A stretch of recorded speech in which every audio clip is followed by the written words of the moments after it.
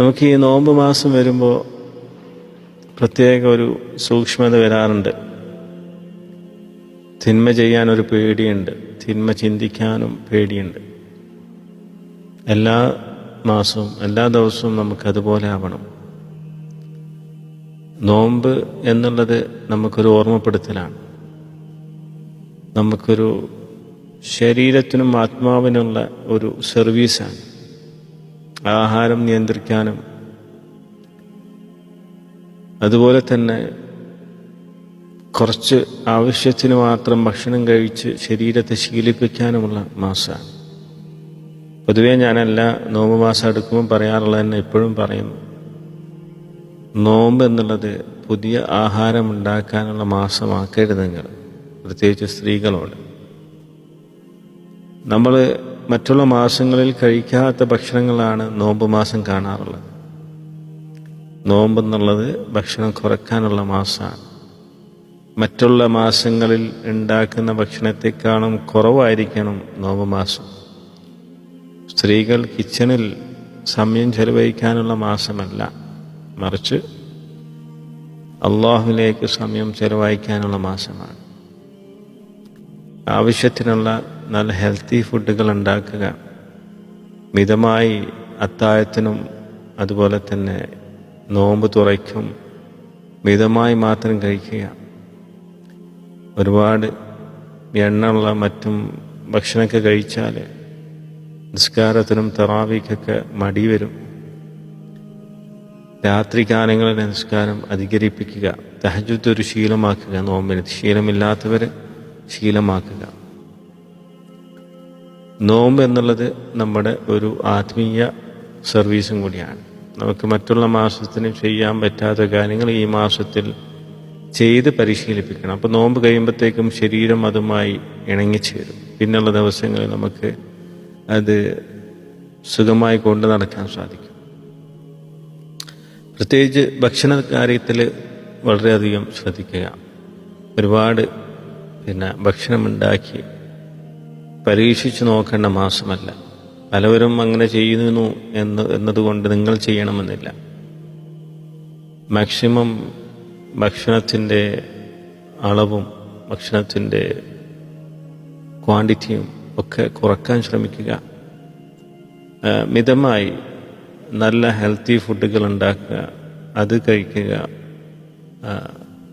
നോമ്പ് തുറക്കുമ്പോൾ ചെറിയ രീതിയിൽ തുറന്നുകൊണ്ട് ബാക്കി തറാവി നിസ്കാര ശേഷം കുറച്ച് ശരീരത്തിന് ആവശ്യമായ ഭക്ഷണം മാത്രം നൽകുക. അമിതമായി കഴിച്ച്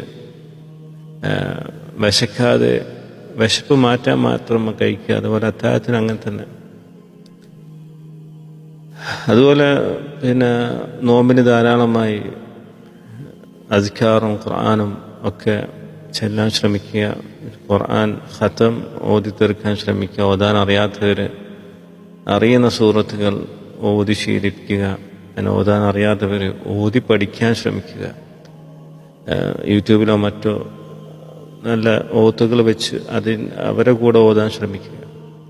എന്നാലും ഖുർആനുമായിട്ടുള്ള ബന്ധം ഒഴിവാക്കരുത്. അതുപോലെ തന്നെ പാവങ്ങളെ സഹായിക്കുക. ഒരുപാട് നമുക്കാവുന്നത് ശാരീരികമായോ സാമ്പത്തികമായോ എവിടേക്കോ സഹായം ചെയ്യാൻ പറ്റുന്നോ അവിടെയൊക്കെ ചെയ്യുക. സക്കാത്ത് കൊടുക്കാൻ നിങ്ങൾ ബാധ്യസ്ഥരാണെങ്കിൽ അത് കൊടുത്തു വീട്ടുക. അത് നിങ്ങളുടെ അവകാശമല്ല, പാവങ്ങളുടെ അവകാശമാണ്. അത് ഒന്നും മനസ്സിലോർക്കുക. കഴിയാത്തവർ കൊടുക്കണമെന്നില്ല, കഴിയുന്നവർ കൊടുക്കുക. അതുപോലെ തന്നെ നോമ്പ് തുറപ്പിക്കുക നല്ല പുണ്യമുള്ള കാര്യമാണ്. ആരെങ്കിലുമൊക്കെ ഡെയിലി തുറപ്പിക്കുന്നത് വലിയ പുണ്യമുള്ള കാര്യമാണ്. മാക്സിമം നിങ്ങളുടെ മനസ്സും ശരീരവും ശുദ്ധിയാക്കുക. നന്മകൾ മാത്രം ചെയ്യാനും ചിന്തിക്കാനും പറയാനും ശീലിക്കുക. നാവിനെ നന്നായി സൂക്ഷിക്കുക. വയറ് മാത്രമല്ല നോമ്പിൻ്റെ ലക്ഷ്യം, പട്ടിണി മാത്രമല്ല. നമ്മളെ കണ്ണും നാവും കാതും കൈകാലുകളും ചിന്തകളും എല്ലാത്തിനും നോമ്പ് വേണം. ശരീരത്തിന് നോമ്പ് സമയത്ത് എന്തൊക്കെയാണോ ഹറാമ്, അതുപോലെ മറ്റവയങ്ങൾക്കൊക്കെ ഹറാമുകളുണ്ട്. നോമ്പ് എടുക്കുന്നവന് രാവിലെ തൊട്ട് സൂര്യാസ്തമയം വരെ ഭക്ഷണം കഴിക്കൽ ഹറാമാണ് എന്നുള്ളതുപോലെ അവൻ്റെ നാവിൽ നിന്ന് വരുന്ന വാക്കുകൾ, ഹറാമായ വാക്കുകളും ഹറാമാണ്. നോമ്പെടുത്ത് സിനിമ കണ്ടിരിക്കുക, പാട്ട് കേട്ടിരിക്കുക, ആ നോമ്പ് കൊണ്ട് ഒരു കാര്യമില്ല.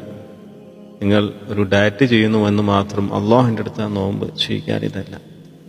നോമ്പിൻ്റെ ലക്ഷ്യം നിങ്ങളെ പട്ടിണിക്കിടുക എന്നതല്ല, മറിച്ച് നിങ്ങൾ ആത്മാവിനെ ശുദ്ധീകരിക്കുക എന്ന് കൂടിയുണ്ട്. അപ്പോൾ ആത്മാവിൻ്റെ ശുദ്ധീകരണത്തിൽപ്പെട്ടതാണ് സൽസ്വഭാവവും, നല്ലത് കാണുകയും സംസാരിക്കുകയും ഒക്കെ ചെയ്യുക, നല്ല കാര്യങ്ങളിൽ സൽക്കർമ്മങ്ങളിൽ വ്യാപൃതരാവുക, അതിൽ നിങ്ങളെ തടിയെയും മനസ്സിനെയും അതിലേക്ക് നയിക്കുക, കൂടുതൽ അറിവുകൾ സമ്പാദിക്കുക.